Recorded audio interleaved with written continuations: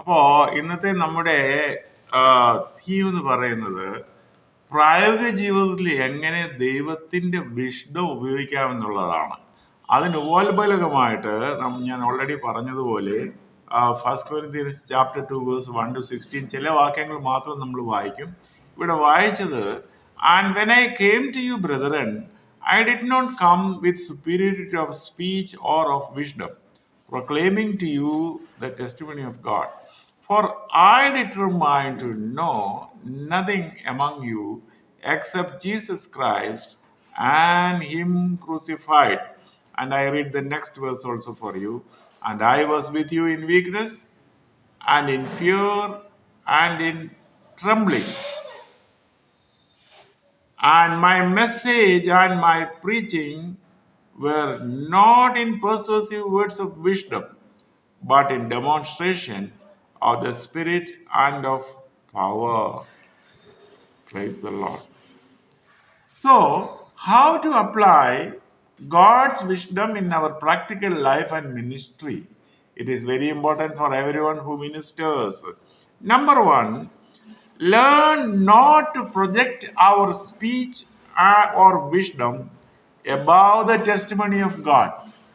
നമ്മുടെ വാക്കുകളും നമ്മുടെ നമ്മുടെ ഭാഷണവും നമ്മുടെ പ്രസംഗവും നമ്മുടെ വാക്കുകളൊന്നും ദൈവത്തിൻ്റെ സാക്ഷ്യത്തിൻ്റെ മീതെ ഉയർത്തുവാൻ നമ്മൾ ശ്രമിക്കരുത്. പലപ്പോഴും അറിയാതെ ദൈവത്തിൻ്റെ സാക്ഷ്യത്തെ താഴെ വെച്ചിട്ട് വേറെ ഏതാണ്ടൊക്കെ പറയാനാണ് പലപ്പോഴും പലരും ഉത്സാഹിക്കുന്നത്. അത് ഈ ദൈവികമായ വിഷ്ഡം പ്രായോഗിക ജീവിതത്തിൽ ഉപയോഗിക്കുന്നതിന് എതിരാണത്. ഓക്കെ, അപ്പോൾ അത് പൗലോസ് എങ്ങനെയാ നിറവേറ്റിയത് എന്ന് പറഞ്ഞാൽ, വശീകരണത്തിന്റെ വാക്കുകൾ ഉപയോഗിച്ചല്ല പൗലോസ് പ്രസംഗിച്ചത്. Not with lofty speech or wisdom and not persuasive words, but it was demonstration of the spirit and power. അപ്പോൾ നമ്മുടെ മിനിസ്ട്രിയും നമ്മുടെ ജീവിതവും പരിശുദ്ധാത്മാവിന്റെ പ്രകടനമായിരിക്കണം. It was demonstration of God's power. Okay. In 2 Corinthians chapter 1 verse 12, Apostle Paul says like this, the testimony of our conscience, not in fleshly wisdom, but in the grace of God, we behaved ourselves in the world unto you.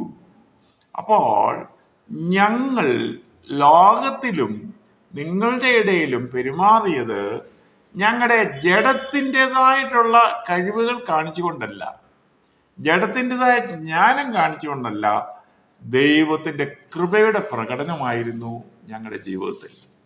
Price the Lord. നമ്മുടെ ജീവിതം ദൈവത്തിൻ്റെ കൃപയുടെ ഒരു expression ആകണം. Amen. Praise the Lord. പലപ്പോഴും നാം കഴിവുകൾ കാണിപ്പാനാണ് ശ്രമിക്കുന്നത്. ഇപ്പൊ പ്രസംഗിക്കുന്നയാൾ പ്രസംഗത്തിന്റെ കഴിവ് കാണിക്കുവാൻ, പാടുന്നയാൾ പാട്ടിന്റെ കഴിവ് കാണിക്കുവാൻ, എന്തെങ്കിലും ചെയ്യുന്ന ഒരാള് ഭക്ഷണം പാകം ചെയ്യുന്നയാൾ എനിക്കത് അറിയാമെന്ന് കാണിക്കാൻ, അങ്ങനെയല്ല. എല്ലാത്തിലും ദൈവത്തിന്റെ കൃപയുടെ പ്രകടനമാകണം നമ്മുടെ ജീവിതം. അതാണ് ദൈവികമായ വിഷ്ഡം നാം പ്രാക്ടിക്കൽ ലൈഫിൽ ഉപയോഗിക്കുന്നത്. പിന്നീട് അവിടെ പൗലോസ് പറയുകയാണ്, ക്രിസ്തുവിന്റെ കുരിശിനെ അല്ലാതെ ഒന്നും അറിയാത്തവനായി നിങ്ങളുടെ ഇടയിൽ ഇരിക്കണം എന്ന് ഞാൻ ഇച്ഛിച്ചു. എന്ന് പറഞ്ഞ എന്തുവാ? Limiting our pursuits, limiting the widening of our pursuits in any given situation, limiting the widening of our pursuits. പല സാഹചര്യങ്ങളിലും ആവശ്യമില്ലാത്ത കാര്യങ്ങൾ ചോദിച്ച് സമയം മെനക്കെടുത്തുന്ന ആളുകളുണ്ട്. പ്രാർത്ഥിക്കാനൊരു വീട്ടിൽ ചെന്നു, പ്രാർത്ഥിക്കാനുള്ള കാര്യം ചോദിച്ച് പ്രാർത്ഥിക്കുന്നതിലുപരി അനേക കാര്യങ്ങളിൽ ഇടപെട്ട് അവരുടെ ഇവരുടെയും കാര്യം പറഞ്ഞ് നമ്മൾ അറിയേണ്ട കാര്യത്തിന് ഉപരിയായിട്ടുള്ള ഒരു അന്വേഷണം, ഇത് അനേകരുടെ മിനിസ്ട്രിക്ക് ഒരു തടസ്സമാണ്. എന്താ നമ്മളിവിടെ പഠിക്കുന്നത്? നമ്മുടെ വൈഡനിങ് ഓഫ് വിഷ്ഡം, അതിനൊരു ലിമിറ്റ് ഉണ്ട്. അത് ലിമിറ്റ് ചെയ്യണം. ദാവീദ് എന്താ പറയുന്നേ? ബുദ്ധിക്കെത്താത്ത വൻകാര്യങ്ങളിലും അത്ഭുത വിഷയങ്ങളിലും ഞാൻ ഇടപെടുന്നില്ല, എൻ്റെ പ്രാണൻ ഞാൻ താലോചിച്ച് അതിനെ അടക്കിയിരിക്കുന്ന അർത്ഥത്തിൽ പറയുന്നുണ്ട്. Price the Lord, hallelujah. നമ്മൾ അറിയേണ്ട കാര്യങ്ങൾക്കൊരു പരിധിയുണ്ട്. ആ പരിധി ആരാ തീരുമാനിക്കുന്നത്? പ്രത്യേകിച്ച് ദൈവമക്കൾ, ശുശ്രൂഷിക്കാൻ പോകുന്ന ആളുകൾ. ഹല്ലേലൂയ. നിങ്ങളുടെ വൈഡനിങ് ഓഫ് വിഷ്ഡത്തിനൊരു പരിധി ഇടുന്നത് ദൈവത്തിൻ്റെ ആത്മാവിൻ്റെ നിയന്ത്രണത്തിന് നമ്മളെ തന്നെ ആക്കുമ്പോൾ അതവിടെ സംഭവിക്കും. Price the Lord. മറ്റുള്ളവർ നമ്മളോട് പറയാൻ ഇഷ്ടമില്ലാത്ത കാര്യങ്ങളിലേക്ക് അവരെ വലിച്ചഴിക്കുന്ന ഒരു സ്വഭാവം അറിയാതെ നമുക്കുണ്ടാകാൻ സാധ്യതയുണ്ട്. So limit to God given limits in your widening of wisdom. അതാണ് പഠിക്കുന്നത്. Hallelujah, praise the Lord. അപ്പോ ക്രിസ്തുവിന്റെ കുരിശല്ലാതെ വേറെ ഒന്നും അറിയാത്തന്നെ ഇരിക്കണമെന്ന് ഞാൻ ഇച്ഛിച്ചു. ഒരു സ്ഥലത്ത് പൗലോസ് പറയുന്നുണ്ടല്ലോ, Galatians chapter 6 verse 14, far it be from me to glory save in the cross of our Lord Jesus Christ. എന്നാൽ ക്രിസ്തുവിന്റെ കുരിശിലല്ലാതെ വേറെ ഒന്നിലും പ്രശംസിപ്പാൻ എനിക്ക് ഇടവരരുത്. Praise the Lord, hallelujah. അപ്പോ നമ്മളൊക്കെ എന്തിനെ പറ്റിയാ പറയുന്നത് മറ്റുള്ളവരോട്? ഒരു വീട്ടിൽ പ്രാർത്ഥിക്കാൻ പോയി, പ്രാർത്ഥിക്കാൻ ഇടയ്ക്ക് ദൈവം എന്നെ അനുഗ്രഹിച്ചു, എൻ്റെ പിള്ളേർ അവിടെയാ ഇവിടെയാ, അവന് ജോലിയുണ്ട്, അവൻ്റെ ശമ്പളം ഇതാ, മരുമോളിതാ, ആലേ എനിക്ക് എൻ്റെ എന്തെല്ലാം കാര്യങ്ങളെ പറ്റിയാണ് പറയാനുള്ളത് അല്ലേ? ക്രിസ്തുവിന്റെ കുരിശിനെ അല്ലാതെ വേറെ ഒന്നും അറിയാത്തവനായി നിങ്ങളുടെ ഇടയിൽ ഇരിക്കണമെന്ന് ഞാൻ ഇച്ഛിച്ചു. നിങ്ങളുടെ മിനിസ്ട്രി നിങ്ങൾ എന്തിനാ കോൺസെൻട്രേറ്റ് ചെയ്യുന്നത്? അബ്രഹാം ഞങ്ങൾക്ക് പിതാവായിട്ടുണ്ടെന്ന് പറയുന്നതാണോ പലപ്പോഴും നമ്മൾ പറഞ്ഞു വരുന്നതിൻ്റെ കണ്ടന്റ്? അതാണോ? അരുത്. അതുകൊണ്ട് ഒരു പ്രാവശ്യം കൂടി കർത്താവായ യേശുവിനെയും കുരിശിനെയും നമ്മുടെ വാക്കിലും നടപ്പിലും മിനിസ്ട്രിയിലും കോൺസെൻട്രേറ്റ് ചെയ്യാനായിട്ട് നമുക്ക് ഇടയാകട്ടെ. ആമേൻ പറഞ്ഞ് സ്വീകരിച്ചു. Price the Lord, hallelujah. അതാണ്, ഹല്ലേലൂയ. ഇനിയും അവിടെ പറയുന്നത്, I was with you in weakness and in fear and in much trembling. ഞാൻ നിങ്ങളുടെ ഇടയിൽ ബലഹീനനായിരുന്നു, ഞാൻ നിങ്ങളുടെ ഇടയിൽ വിറയലോടെ ശുശ്രൂഷിച്ചു, ഞാൻ ദൈവിക ഭയത്തോടെ ആയിരുന്നു, ഞാൻ ബലഹീനനായിരുന്നെന്ന്. അപ്പൊ ബലഹീനതയിൽ ഒരു ശുശ്രൂഷയുണ്ടോ? Praise the Lord. ബലഹീനതയിലും ശുശ്രൂഷയുണ്ട്. It helps you to identify and carry on with your ministry in spite of your weaknesses. I repeat, നിങ്ങളുടെ ജീവിതത്തിൽ ബലഹീനതകൾ ഇരിക്കെ നിങ്ങളുടെ ശുശ്രൂഷ മുൻപോട്ട് കൊണ്ടുപോകാൻ ദൈവികമായ വിഷ്ഡം നമ്മളെ സഹായിക്കും. നീ ഒരു രോഗിയാ, നീ പനിയുള്ളയാളാ, മറ്റൊരാൾക്ക് വേണ്ടി പ്രാർത്ഥിക്കാമോ? ആരെങ്കിലും പറയും നിന്റെ പനി വിട്ടു കഴിഞ്ഞും വെച്ച് വൈദ്യ നിന്നെ തന്നെ സൗഖ്യമാക്കുക എന്ന് പറയുന്ന പോലെ രോഗി എങ്ങനെയാ മറ്റുള്ളവർക്ക് വേണ്ടി പ്രാർത്ഥിക്കുന്നേ? രോഗസൗഖ്യത്തിനായിട്ട് അതേ ദൈവിക ജ്ഞാനത്താൽ പ്രാർത്ഥിക്കാം. പൗലോസിന് വീക്ക്നെസ് ഉണ്ടായിരുന്നു, എങ്കിലും പൗലോസ് മറ്റുള്ളവർക്ക് വേണ്ടി പ്രാർത്ഥിക്കുകയും വിടുവിക്കുകയും ശുശ്രൂഷിക്കുകയും അത്ഭുതങ്ങൾ പ്രവർത്തിക്കുകയും ചെയ്തു. അപ്പോ ദൈവികമായ വിഷ്ഡം എന്ന് പറഞ്ഞാൽ പാപം ഉണ്ടെന്നുള്ള അർത്ഥത്തിലല്ല പറയുന്നത്. നമ്മുടെ ജീവിതത്തിൽ രോഗമുണ്ടായിരിക്കെ, ബലഹീനം ഉണ്ടായിരിക്കെ നിന്റെ ശുശ്രൂഷ മുൻപോട്ട് പോകാമെന്നുള്ളതായിട്ടുള്ള ആ ഒരു ധൈര്യം നിനക്കുണ്ടാകുന്നു. ഇത് ശുശ്രൂഷയുള്ള ആൾക്ക് എന്നും പ്രയോജനമാകട്ടോ. ഏറ്റെടുത്തോണം. Hallelujah. In spite of your weaknesses, you can continue go forward with your God-given ministry. അത് തന്നെയാണ്. അപ്പോൾ Paul says in 2 Corinthians 11:30, I will glory in my weaknesses. എൻ്റെ ബലഹീനതയിലോ ഞാൻ പ്രശംസിക്കും. അപ്പോൾ ഇത്രയും ബലഹീനാണെങ്കിലും എൻ്റെ കർത്താവിനെ വേല ചെയ്യുവാൻ എൻ്റെ ദൈവം എന്നെ ബലപ്പെടുത്തുന്നു എന്നുള്ളതാണ് അതിൻ്റെ സാക്ഷ്യം. Praise the Lord. എത്ര മനോഹരമായിരിക്കുന്നു. Hallelujah. Praise the Lord. And then 2 Corinthians chapter 4 verse 7, Paul says, we have this treasure in earthen vessels. ഈ അത്യന്ത ശക്തി ഞങ്ങൾക്ക് മൺകുടങ്ങളിൽ അത്രേ പകരപ്പെട്ടിരിക്കുന്നത് എന്നുള്ളത്. അപ്പോൾ ഈ മൺകുടം പൊൻകുടം ആയില്ലേലും ഈ മൺകുടം ദൈവത്തിൻ്റെ ശക്തിയാൽ പ്രവർത്തിക്കുക എന്നുള്ളതാണ് അതിൻ്റെ content. That is the wisdom of God. Hallelujah. Praise the Lord. അതാണ്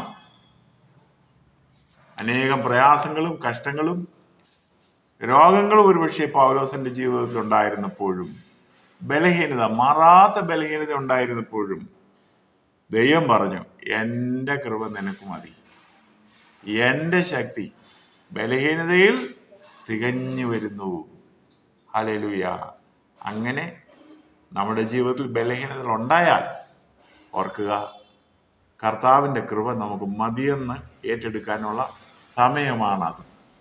ലോകത്തിൻ്റെ വിഷ്ണു അനുസരിച്ച് അങ്ങനല്ല. ഈ ബലഹീനത ഇരിക്കുമ്പോൾ നിനക്ക് മുന്നോട്ട് പോകാൻ കഴിയുകയില്ല, എവിടെയെങ്കിലും മൂലയ്ക്ക് ചുരുങ്ങിയിരുന്നോ എന്ന് ലോകത്തിൻ്റെ വിഷ്ണു പറയും. But godly Vishnu says God's grace is sufficient for you. Hallelujah. Praise the Lord. And then അവിടെ 4-ാം വാക്യത്തിൽ പൗലോസ് പറയുകയാണ്, നിങ്ങളുടെ വിശ്വാസം വശീകരണ വാക്കുകളിലല്ല, ദൈവത്തിൻ്റെ ആത്മാവിലും ശക്തിയിലും തന്നെ ആകേണ്ടതിന് തന്നെ എന്ന്. ഹല്ലേലൂയ. അനേകരുടെയും വിശ്വാസം ഡെമോൺസ്ട്രേഷൻ്റെ അകത്തായിരിക്കുകയാണ്. എവിടെ എന്തോ ഒന്ന് കണ്ടതുകൊണ്ട്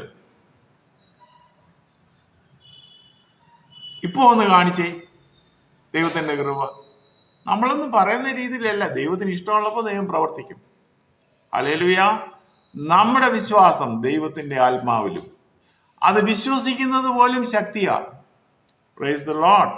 ഹല്ലേലൂയ.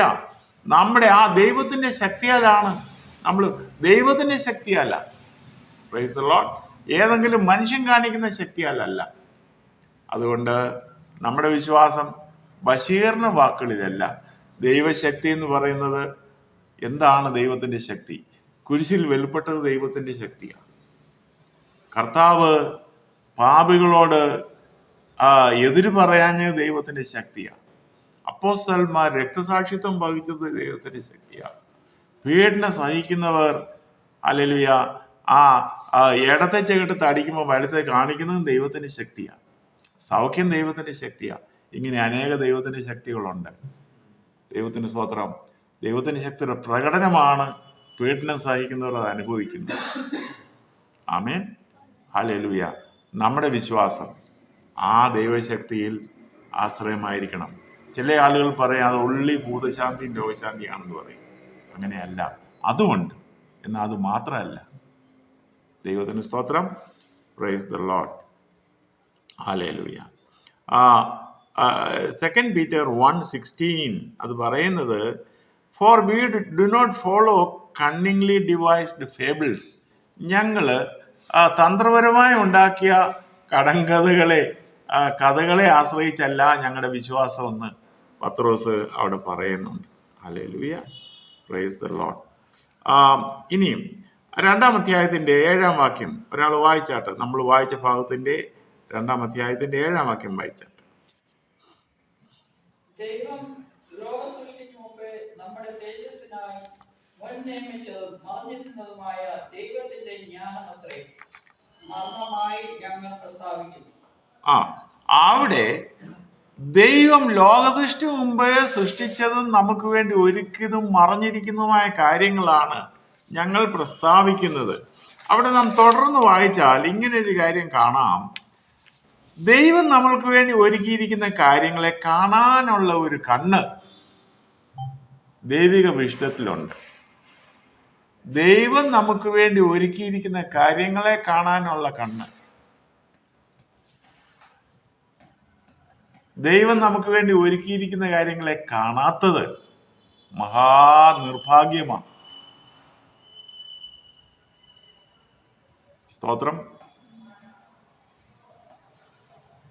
ഒരു ഒരു വിവാഹത്തിന് പോകാനായിട്ട് നിങ്ങളെ ക്ഷണിച്ചു, പിള്ളേരൊക്കെ കൂട്ടി പോവുകയാണ്.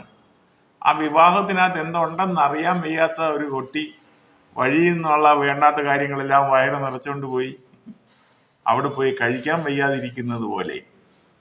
ആ കഴിക്കാൻ വയ്യാതിരിക്കുന്നതിന് കാരണം എന്തുവാ? അവിടെ എന്തെങ്കിലും ഉണ്ടാകുമെന്നുള്ളത് ഇവിടെ അറിയാൻ വയ്യായിരുന്ന കുട്ടിക്ക്. അതുകൊണ്ട് വേണ്ടാത്ത കാര്യങ്ങളാൽ വയറ് നിറച്ചു എന്ന് പറയുന്നത് പോലെ ദൈവം നമുക്ക് വേണ്ടി ഒരുക്കിയിരിക്കുന്ന കാര്യങ്ങളെ അറിയാത്തവർ അവരെന്ത് ചെയ്യും? ലോകത്തിൽ നിന്ന് വേണ്ടാത്തതെല്ലാം വലിച്ചു കയറ്റും അവരുടെ ജീവിതത്തിൽ. സമയമാകുമ്പോൾ ആ സ്ഥാനം കാണുകയില്ല, സമയം കാണുകയില്ല. അതുകൊണ്ട് ദൈവം നമുക്കായി ഒരുക്കിയിരിക്കുന്നതിൻ്റെ മഹിമ കാണുന്നവർ അവര് ദൈവസന്നിധി ആരാധിക്കാൻ കടന്നു വരും. അവിടെ ഒരു സന്തോഷമുള്ളവർ. അല്ലാത്തവർ ഞായറാഴ്ച ടി വിയുടെ മുമ്പാകെ ഇരിക്കും. അത് കഴിഞ്ഞ് പിള്ളേർ ഡ്രഗ് അഡിക്ട്സും ആൽക്കഹോളിക്സും ആകും ആ വീടുകളിൽ. അപ്പോൾ ദൈവത്തിൻ്റെ വിഷയമാണ് ഏത്? ദൈവം നമുക്ക് വേണ്ടി ഒരുക്കിയിരിക്കുന്ന കാര്യങ്ങളെ കാണാൻ ഉള്ളത്. ഞാൻ പലപ്പോഴും പലപ്പോഴും പറഞ്ഞിട്ടുള്ള കഥയാ പാവയുടെ കഥ. പിള്ളേർക്കിത് നല്ല കഥയാ.